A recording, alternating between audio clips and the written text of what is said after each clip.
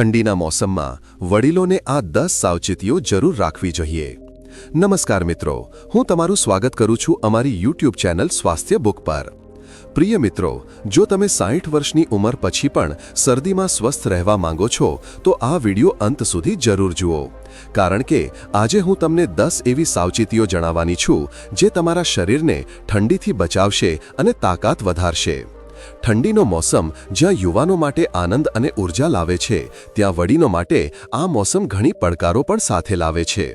ઠંડી પવન, નીચું તાપમાન અને સૂર્યની કમી આ બધું મળીને વડીલોના શરીરને સરળતાથી બીમાર કરી શકે છે। એટલે આ મોસમમાં થોડું ધ્યાન અને કેટલીક જરૂરી સાવચેતીઓ અપનાવવી ખૂબ જરૂરી છે। ચાલો જાણીએ કે શરદીમાં વડીલોએ કઈ 10 સાવચેતીઓ જરૂર અપનાવવી જોઈએ, જેથી તેઓ આખો મોસમ સ્વસ્થ, ગરમ અને ઉર્જાવાન। મિત્રો, વિડિયો ખૂબ જ ઉપયોગી છે, અંત સુધી જરૂર જુઓ। 1. શરીરને હંમેશા ગરમ રાખો, ઠંડીને ક્યારેય હલકી ન ગણો। શરદીમાં વડીલોનું બ્લડ સર્ક્યુલેશન ધીમું પડી જાય છે અને રોગપ્રતિકારક શક્તિ નબળી પડે છે, એટલે ઠંડુ લાગવું કે શરીરનું તાપમાન ઘટવું તેમના માટે ખતરનાક બની શકે છે। હંમેશા ઊની કપડાં, મોજા, ટોપી અને હાથમાં દસ્તાના પહેરો। રાત્રે સૂતી વખતે માથું અને પગ ઢાંકીને રાખો, કારણ કે શરીરની સૌથી વધુ ગરમી અહીંથી જ નીકળે છે। ઘરની અંદર પણ હલકી જેકેટ કે શાલ ઓઢી રાખો।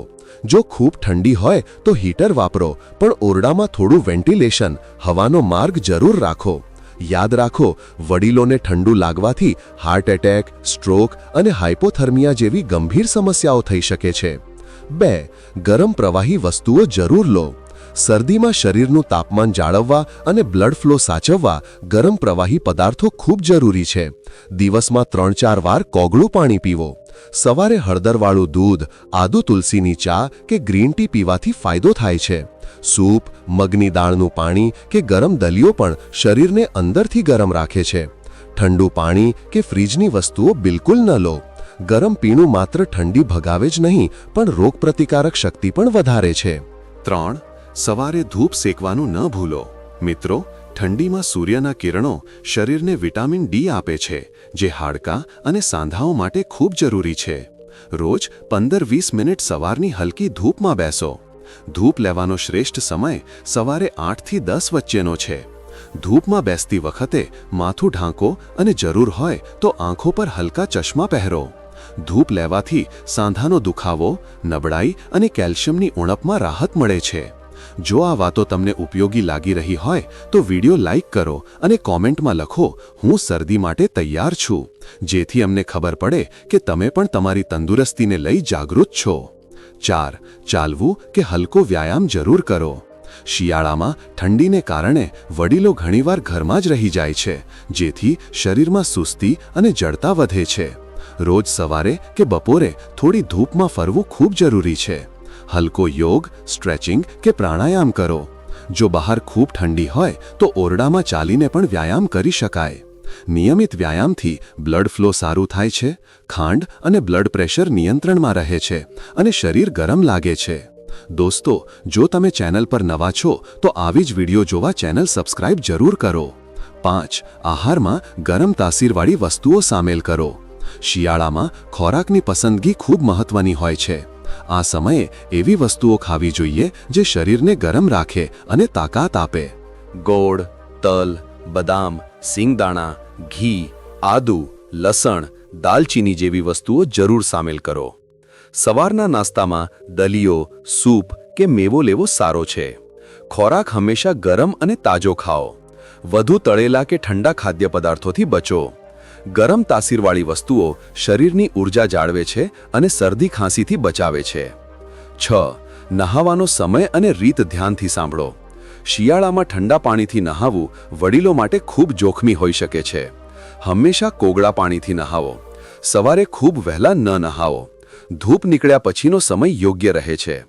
નહાધા પછી તરત જ શરીર સારી રીતે લૂછીને કપડાં પહેરો। નહાવા પહેલા તેલની હલકી માલિશ કરવાથી શરીર ગરમ રહે છે અને ત્વચામાં ભેજ જળવાય છે। શરદીમાં નહાતી વખતે બેદરકારીથી સાંધાનો દુખાવો, શરદી, ખાંસી અને નબળાઈ આવી શકે છે। 7. ત્વચા અને હોઠની ભેજ જાળવો। શિયાળામાં હવા સૂકી થઈ જાય છે, જેથી વડીલોની ત્વચા ફાટવા લાગે છે અને ખંજવાળની સમસ્યા વધે છે. રોજ નહાધા પછી બોડી લોશન કે નારિયેળ તેલ લગાવો. હોઠ પર દેશી ઘી કે વેસેલિન લગાવો.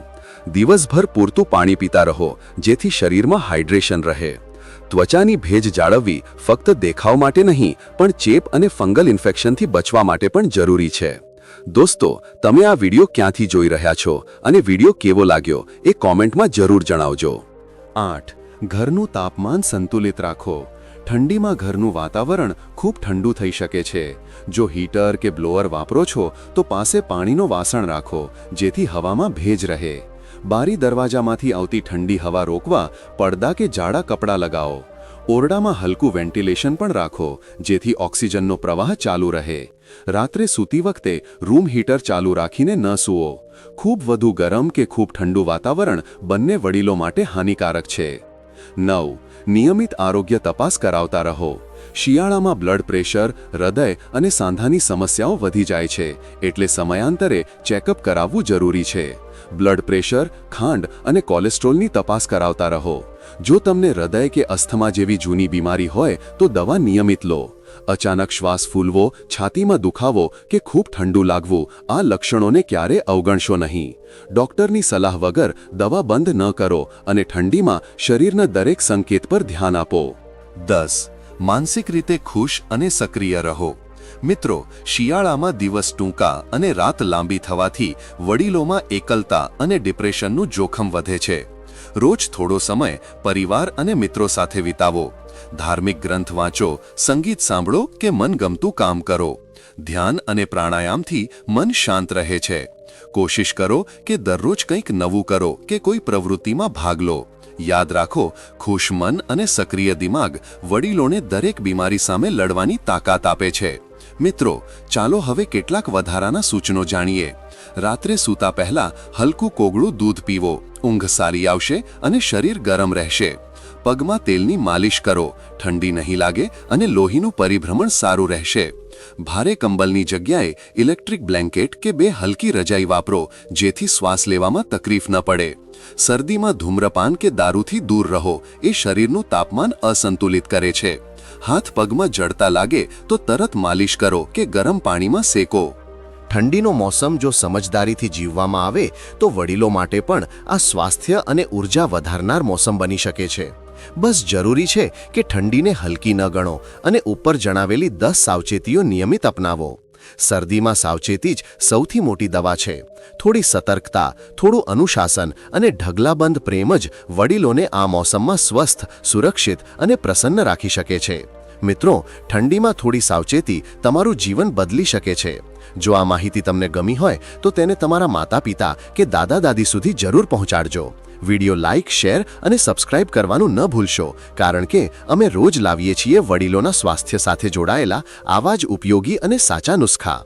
તો મળીએ જલ્દી એક નવી વિડિયો સાથે. ત્યાં સુધી સ્વસ્થ રહો, મસ્ત રહો. વિડિયો અંત સુધી જોયા બદલ ખૂબ ખૂબ આભાર.